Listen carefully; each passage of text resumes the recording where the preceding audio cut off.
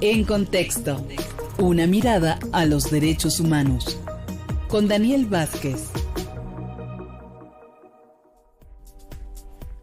Daniel Vázquez, ¿cómo estás? Buenas tardes. Hola Alberto, muy buena tarde, ¿cómo estás? Buenas tardes también a toda la audiencia. Pues aquí a la espera de conversar contigo como cada jueves durante cada 2 semanas. Daniel, ¿de qué platicamos Claro. este día? Vamos a salirnos un poquito de los temas nacionales y me interesaría contarte un par de cosas que sucedieron en torno a la Corte Penal Internacional.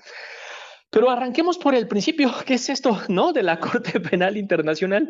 Mira, después de la Segunda Guerra Mundial, del genocidio que se desarrolló en el marco de esa Segunda Guerra Mundial, se empezaron a crear instituciones con características transnacionales de protección de derechos humanos. Se dieron cuenta que los derechos humanos eran especialmente relevantes y que pues la protección, la garantía de los derechos no podía quedar en la decisión de los estados, que necesariamente había que tener también otros mecanismos supranacionales que permitieran ver qué pasaba con los derechos humanos en cada uno de los distintos países.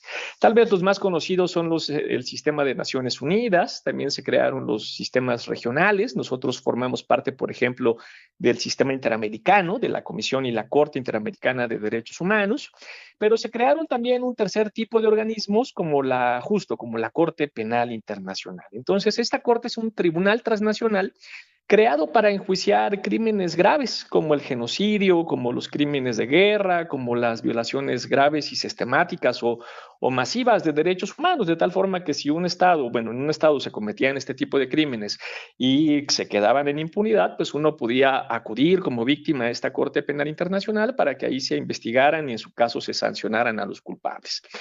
El Estatuto de Roma se fue adoptado en 1998, aunque la Corte Penal Internacional empezó a funcionar hasta el 2003.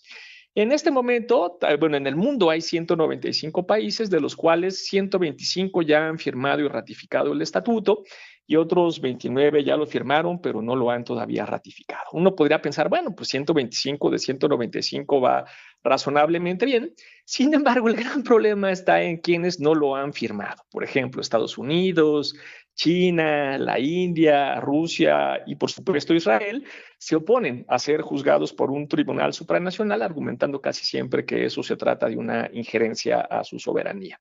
Entonces, en ese sentido, esta intención de tener órganos transnacionales que garanticen y protejan nuestros derechos, pues todavía es un sueño incumplido, pero se está avanzando hacia allá. Entonces, ahora sí te cuento qué fueron las dos cosas que pasaron recientemente. Una que sucedió fue que Estados Unidos sancionó a organizaciones palestinas que pedían a la Corte Penal Internacional que investigara el genocidio en Gaza. Como sabes, lamentablemente en Gaza, en Palestina, se están cometiendo diversos actos que pueden ser constitutivos de un genocidio. Ya hay una denuncia entre la Corte Penal Internacional y ya hay un proceso de investigación. Este proceso de investigación está siendo apoyado por algunos organismos de derechos humanos, como el Centro Palestino de Derechos Humanos, el Centro Al-Mazán también de Derechos Humanos con sede en Gaza y también el Centro Al-Haq que tiene su sede en Ramallah. Y la sanción consistió en el congelamiento de bienes, de restricción de financiamiento, pero sobre todo lo que se manda es un mensaje intimidante a la sociedad civil que colabora con tribunales internacionales. Y Marco Rubio fue muy claro sobre la razón de las sanciones establecidas por el Departamento del Tesoro. Dijo que se impusieron esas sanciones a los observadores de derechos humanos por haber participado directamente en los esfuerzos de la Corte Penal Internacional para investigar, arrestar, detener o procesar a ciudadanos israelíes sin el consentimiento de Israel. Entonces, ahí tratamos de avanzar justamente en la protección de derechos humanos con órganos transnacionales que permitan que no se mantengan este tipo de violaciones en impunidad. Y ahí está la resistencia de estas grandes potencias como justamente Estados Unidos e Israel, que por otro lado, pues pasa por encima de las organizaciones de la sociedad civil. Y el otro caso que te quería comentar también muy reciente de la Corte Penal Internacional es que llevó a cabo una audiencia contra Joseph Kony, pero que fue muy interesante porque se llevó en ausencia de esta persona, de Joseph Kony, no ha podido ser detenida. Mira, te doy un poquito de contexto muy rápido. Joseph Kony era el líder del Ejército de Resistencia del Señor, que es una agrupación cristiana extremista que buscaba establecer un régimen teocrático en Uganda entre 1987 y el 2005.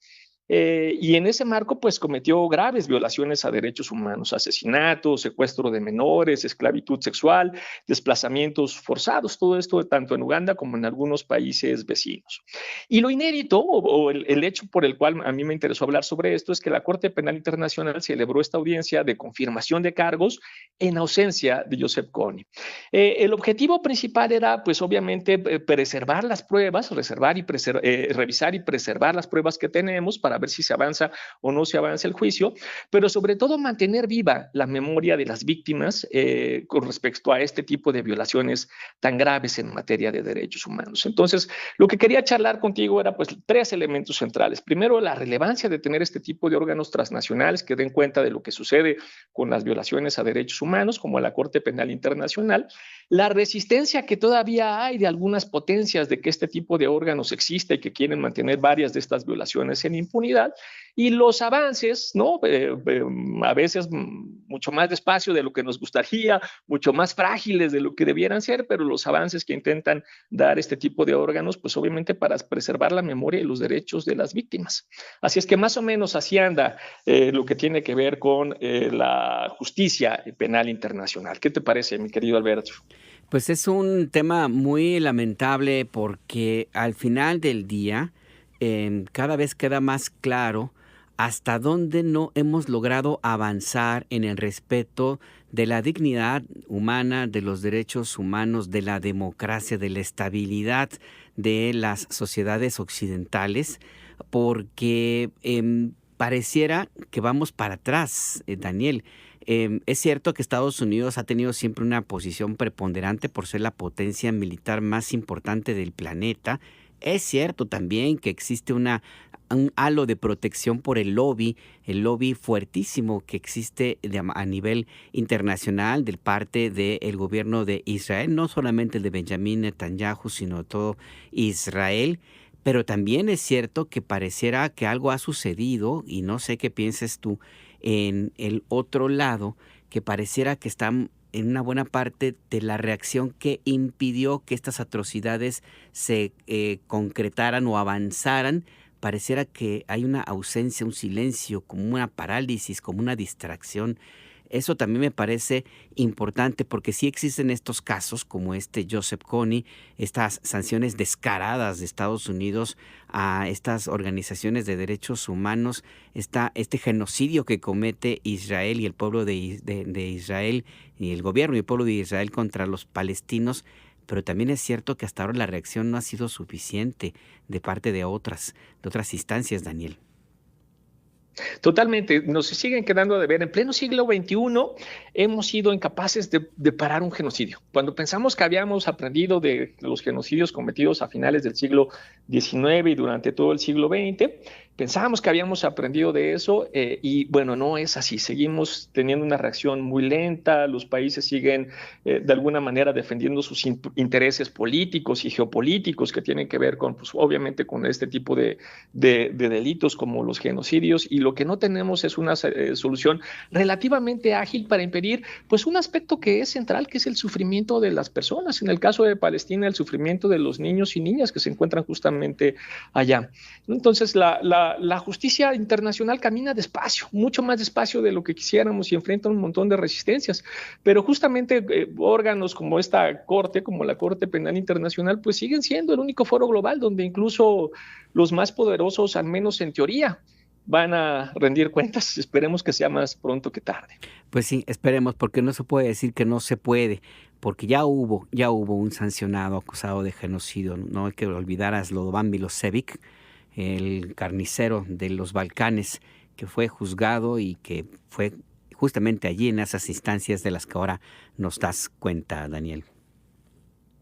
Claro, y también es importante recuperar la necesidad de tener este tipo de órganos multilaterales en el marco también pues de la regresión autoritaria a nivel mundial que estamos observando, y en donde lo que se pone en duda son este tipo de órganos, que es el proceso, digamos, más avanzado que tuvimos de protección, garantía, defensa de derechos, y de generar algún tipo de orden político internacional pues un poco más colectivo, con muchísimas fallas, ¿no? Porque tiene muchísimas fallas, como lo estamos diciendo, en particular cosas como el Consejo de Seguridad de Naciones Unidas, demás. Pero lo que tendríamos que pensar es cómo lo mejoramos y no cómo lo eliminamos. Y cada vez se está quedando en un mayor desuso, ¿no? En un mayor desuso. ¿Hacia dónde vamos a crear este orden político internacional? Es una de las preguntas que tendríamos también que hacernos. Y que tiene que formar parte de nuestra conversación cotidiana. Por lo pronto, te agradezco esta participación, Daniel Vázquez. Un abrazo muy grande, Alberto. Cuídate mucho. También cuídate mucho. Otro abrazo. Nuestro compañero colaborador Daniel Vázquez. Él es el doctor Daniel Vázquez, especialista en derechos humanos. Y esta mirada que nos pone, si no hay